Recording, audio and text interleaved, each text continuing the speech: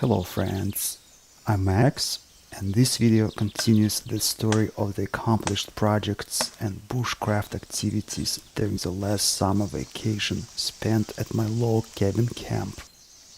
In the previous episode, I've shown my on-site preparations which were necessary for beginning the main summer project of making a wooden water wheel and a water wheel powered mill. Concurrently, I fixed the cabin's door broken by an intruder, turned an old workbench into an improvised lathe, made a new wooden mallet, as well as installed and tested a DIY clogger's knife. As soon as I got to my log cabin camp, I started with the preparation for the main project of the season, building the water wheel powered mill. I've learned it a long time ago that meticulous preparation before an important task is the key to success. Abraham Lincoln is often quoted for having said, "If I had 8 hours to chop down a tree, I'd spend 6 sharpening my axe." Building a creekside water wheel will require making special tools, jigs, and setting up a workspace. Knowing that, I made a clearing next to my cabin last summer. I've already started milling these logs small end into short boards for the water wheel project, which is an easy task. All you have to do is make 5 to 6 parallel longitudinal cuts and then saw them off with one perpendicular cut. The order is important here. If you first cut a log section and then try to make parallel cuts, you will need to secure it somehow, which is an unnecessary nuisance. Because I had a limited gas supply with me and needed to mill a lot of short segments, I started making partial cuts and then used a wedge to finish the job. The thicker log's butt end will be used for making my new multifunctional workbench. This pine is one of many that were downed by a severe storm a few years back. As you might remember, I used the same pines to build my log cabin. By the way, if you watched my other video, 2 chainsaw secrets turning a tree into perfect boards, you might remember me asking for chainsaw brand and model advice. Since then, I bought the 2 most recommended chainsaws to replace my troubled Brazilian-made Stihl 260. Both new chainsaws performed flawlessly all summer. Thank you all for your feedback and advice provided under the video. It really helped. A safety reminder, please be extra careful while sawing falling trees, as it is a lot more dangerous than sawing vertically standing trees. Okay, back to the workbench. I decided to debark and size up the workbench's body on the spot, so it is cleaner and lighter for transportation. This sapwood fungus is not dangerous. It will all die when the log dries. The cleaned log is ready to be transported to the cabin camp. It is soaking wet and very heavy. As I tried to lift it, I realized I wouldn't be able to carry it by myself without using an A-frame block system that I used to skid large logs for my cabin construction. Using it for transporting this log would take a whole day because I am so far from the camp. So I decided to make my workbench shorter and to shape it as much as possible on the spot to get rid of extra weight. I lost this hammer around here a couple of years ago. I used my old friend for securing a marking rope. Now I can make a straight cut using a freehand swinging technique to rough shape the bench's top surface. I've shown this milling technique in detail in the mentioned above video, 2 chainsaw secrets. I will provide a link to it below. Unfortunately, I had to eradicate this bark beetle larva from its home. In a survival situation, a few of these would be a decent protein-rich meal. I've decided against checking this thesis and use it as a bait to catch fish for lunch instead. After a short break, I flattened the bench's work surface with a scrub plane so I could accurately shape its sides. Speaking of high-quality northern pine lumber, this pine was downed by a severe storm over 10 years ago, but its oily hardwood and most of the sapwood are still in very good shape, not rotted or damaged by fungus. Before transporting the log, I cut two side surfaces at exactly 90 degrees to lighten it some more. The workbench's vertical surfaces are just as functional as its top. I'm planning to make a woodworking vise of my own design, as well as a couple of side supports that will be attached to the vertical surfaces, which is why a 90-degree angle was critical for the bench's geometry. Because I haven't finalized my vice's design yet, I decided to cut out a primitive wedge vise at the bottom surface. Remember, I'm building a topsy-turvy workbench after all. 3 cuts will remove a couple more kilos of stock. Add 2 wedges to the cut out perpendicular slot and you have a simple vise. Okay, I removed as much weight from the workpiece as it was possible on the spot. Now it is time to move it to the camp. Because the log is soaking wet, I wasn't able to hoist it on my shoulder. They say roll the round objects and carry the flat ones. But when I got totally exhausted carrying the log through the rough Karelian terrain, I resorted to flipping it along the final stretch through my walnut alley. You can probably make out vertical stakes supporting small saplings of black, gray, and heart-shaped walnut along the path to the cabin. One day it will be a walnut alley leading to the cabin. Okay, the workbench is finally home and it needs legs. Because it was conceived as a topsy-turvy workbench, there will be 7 interchangeable detachable legs, 3 at the bottom and 4 on top. The easiest way to connect legs to a workbench is to drill large mortises. I drilled the mortises at an angle to increase the bench's stability using a 44mm 1.7 inches Forstner bit.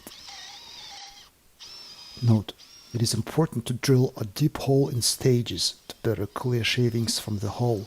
Otherwise, a drill bit will get stuck in the log. It won't be easy to get it out then. Once the workbench's mortises are drilled, it is time to cut round tenons on its legs. I used aspen branches that is secured onto my old workbench to cut tenons. You can see the same primitive wedge vise here too. I could have used hand tools such as a draw knife or a chisel for the task, which is how I actually installed legs on my shaving horse last season. However, because I have a large water wheel project ahead of me this summer, I chose to use a tenon cutter drill attachment of the same diameter as my Forstner drill bit. The tenon cutter has 2 sharp blades and cuts aspen like butter. The advantage of this mechanized method is speed.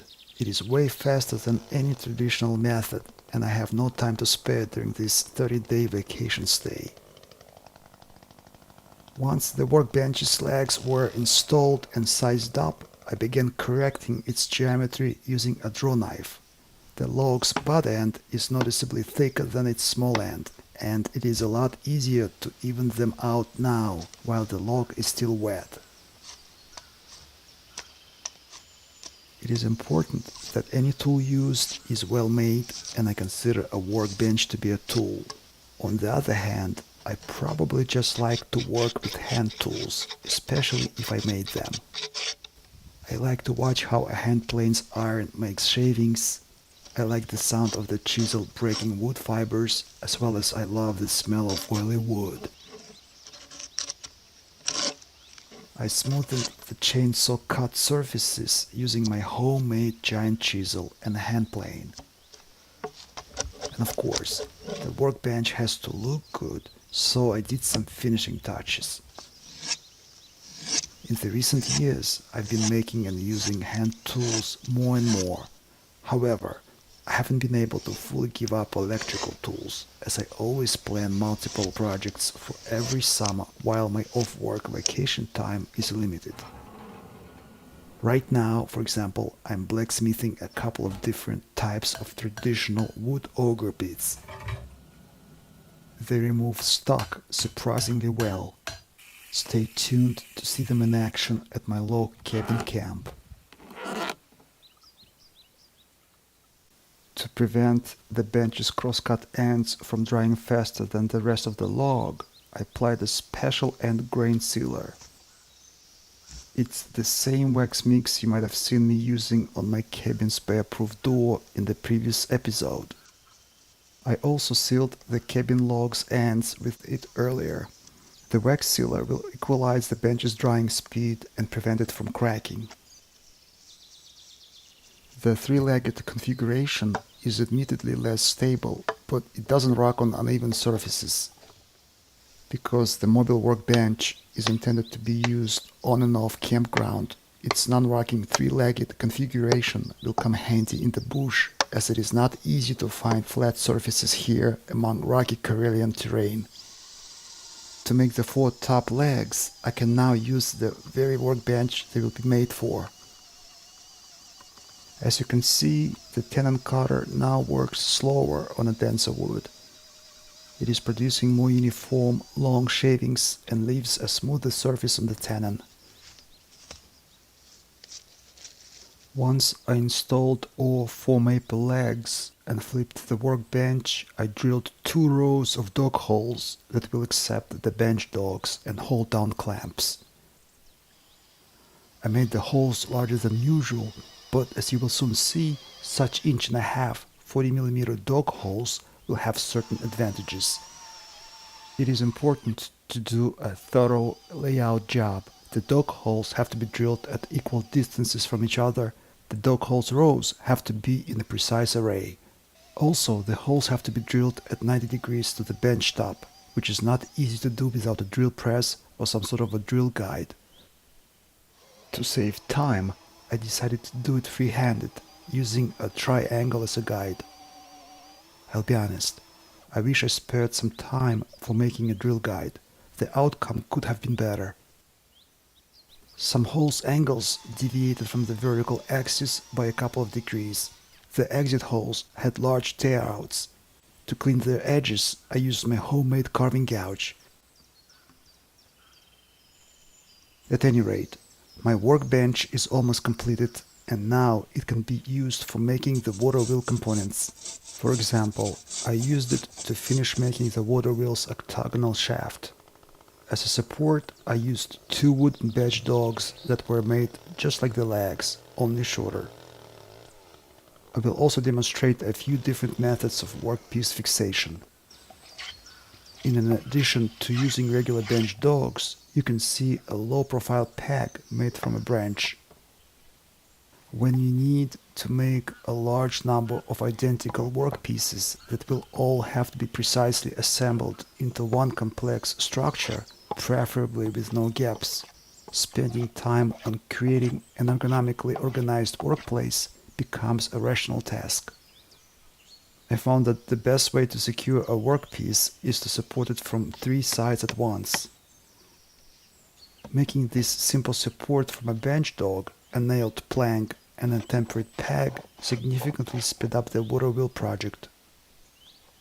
I will demonstrate my DIY supporter's strength. Using this secured workpiece's edge, you can lift the workbench. Okay, the method of securing workpieces horizontally is working well, but what if you need to secure a workpiece in a vertical position? I could have installed a woodworking vise, but I decided to save time and drilled a row of 44mm dog holes for my DIY bench dogs made using the tenon cutter, as well as 32mm holes for improvised hold-down clamps made from branches. It is convenient to use both supports at once. Note how quickly you can secure and then release a workpiece. All it takes is only 1 or 2 light taps with a mallet and you're done. I used both a scrub plane and a smoother plane to quickly remove stock and then even out the workpiece's end grain and side surfaces. Next summer, I'm planning to make a primitive pole lathe using this workbench as its base. A pole lathe uses a long stick as a return spring for a treadle mechanism that is powered by foot. Turning is only carried out on the downstroke of the treadle. Meanwhile, I continued working on my water wheel project. It is convenient to lay out multiple workpieces on the workbench and then cut them to size right there. The improvised hold-down clamps work equally well on the workbench's vertical and horizontal surfaces. It is important to cut out workpieces exactly along the layout line so that they would assemble into a seamless water wheel. As you can see, I was trying to lay out only the hardwood portions of my workpieces. A water wheel made from a pine's hardwood will last at least 5 times longer compared to one built from a pine's sapwood. Not only do the dog holes give more clamping options, but they also help the workbench dry more evenly, preventing it from warping and cracking. Now I flipped the workbench back upside down and secured the water wheel's shaft on it. I'm using 3 sides of the workbench for holding the shaft in place. I'm not a native English speaker, thus I'm not sure if Topsy Turvy Workbench is an appropriate name for my unusual contraption. I would appreciate any original suggestions on how to name this creation. The workbench is still fairly wet and heavy. The weight makes it steadier. Once it dries, it will get lighter. I have many ideas on how to add various attachments and accessories to the workbench to make it heavier. However, even in this incomplete iteration, the workbench was very useful. You probably know how difficult it is to secure an object of a regular shape to a bench top, such as this wooden trough. It is not easy to do it, especially when you apply force on the workpiece in different directions, like I was doing with the carving gouge. You can see that the trough didn't move at all in the process, while being secured to the workbench by 4 makeshift hold-down clamps. Check this out. Even if you pull the trough with a lot of force, the workbench will go with it. All this clamping force is provided by the dog holes and a couple of hold-down clamps made from branches. The hold-down clamps can be installed in seconds. I'm planning to make 2 additional metal hold-down clamps for my new workbench.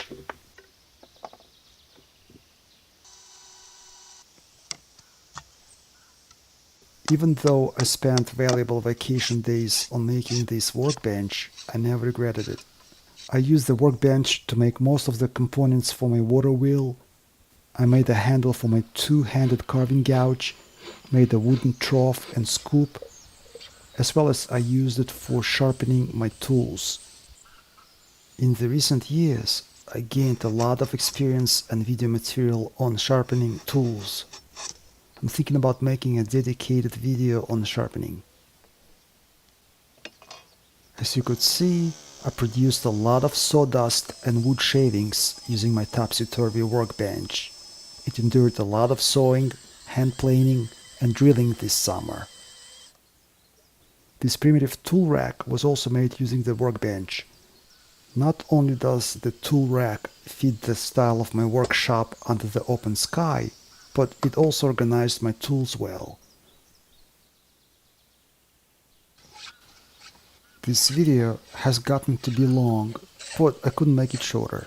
Otherwise, the workbench's topic wouldn't be fully explored to the extent it deserves.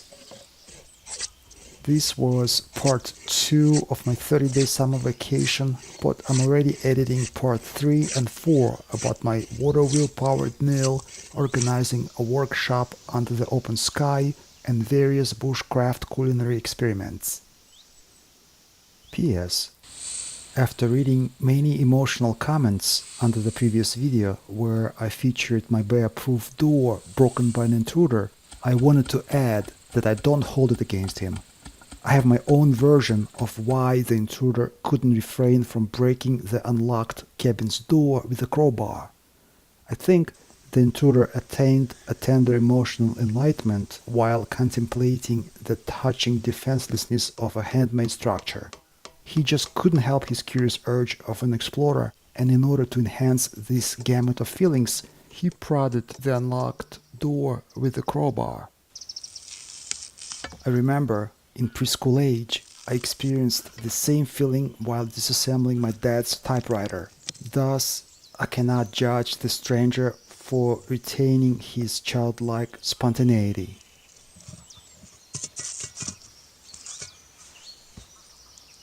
This is Maxi Gorov from St. Petersburg, Russia.